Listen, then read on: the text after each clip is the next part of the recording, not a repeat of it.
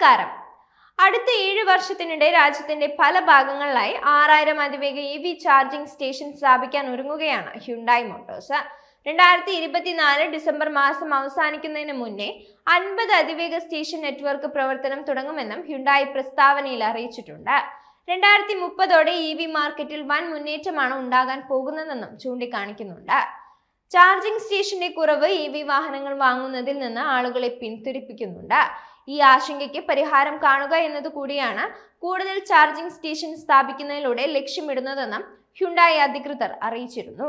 EV വാഹനങ്ങൾ market demand കണക്കുകൂട്ടി അടിസ്ഥാന സൗകര്യം ഒരുക്കുന്നതിന് വലിയ നിക്ഷേപമാണ് ഈ രംഗത്ത് കമ്പനി ഉദ്ദേശിക്കുന്നതെന്ന് ഹ്യുണ്ടായി കോർപ്പറേറ്റീവ് പ്ലാനിംഗ് ഹെഡ് ജയ് വാൻ വ്യൂ പറഞ്ഞിട്ടുണ്ട്.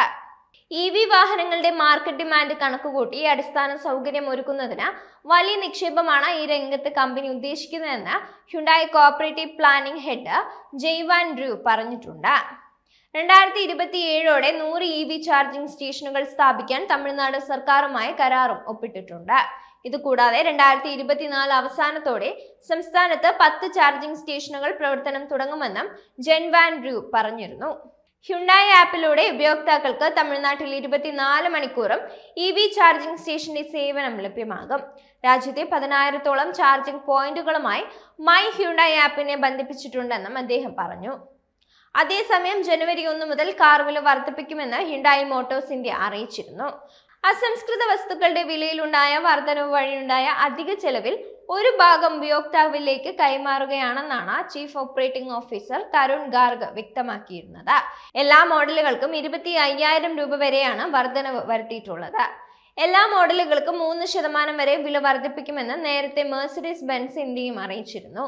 ജനുവരി 1 മുതൽ ഈ വില വർധനവും നിലവിൽ വരും. അതേസമയം ഹ്യുണ്ടായി മോട്ടോഴ്സ് ഇന്ത്യയുടെ മൊത്തം വിൽപ്പന ഈ വർഷം നവംബറിൽ 7% ഇടിഞ്ഞ് 61,252 ആയിട്ടുണ്ട്.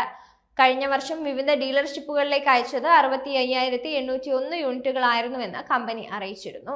ആഭ്യന്തര വിൽപ്പനയിൽ 2% ഇടിവാണ് നവംബറിൽ സംഭവിച്ചത്. 48,246 യൂണിറ്റുകളാണ് വിറ്റത്. കഴിഞ്ഞ വർഷം ഇതേ കാലയളവിൽ വിറ്റത് 49,451 യൂണിറ്റുകളായിരുന്നു. കയറ്റുമതി വിൽപ്പനയിലും 20% ഇടിവ് രേഖപ്പെടുത്തിയിട്ടുണ്ട്. 13,006 യൂണിറ്റുകളുടെ കയറ്റുമതി വിൽപ്പനയാണ് നവംബറിൽ രേഖപ്പെടുത്തിയത്. വൈദ്യുതി ഉപഭോക്താക്കൾക്ക് തിരിച്ചടിയാണെങ്കിലും ഇത്തവണത്തെ വൈദ്യുതി റെഗുലേറ്ററി കമ്മീഷൻ താരിഫ് ഉത്തരവ് വൈദ്യുതി വാഹന വിപണിക്ക് കുതിപ്പേകുന്നതാണ്. ഇലക്ട്രിക് വാഹന ചാർജിംഗ് സ്റ്റേഷനുകൾക്ക് വൈദ്യുതി ബോർഡ് എനർജി ചാർജിനൊപ്പം ഫിക്സഡ് ചാർജും ഈടാക്കിയിരുന്നത് കമ്മീഷന്റെ ഉത്തരവോടെ ഒഴിവാക്കിയിരിക്കുകയാണ്.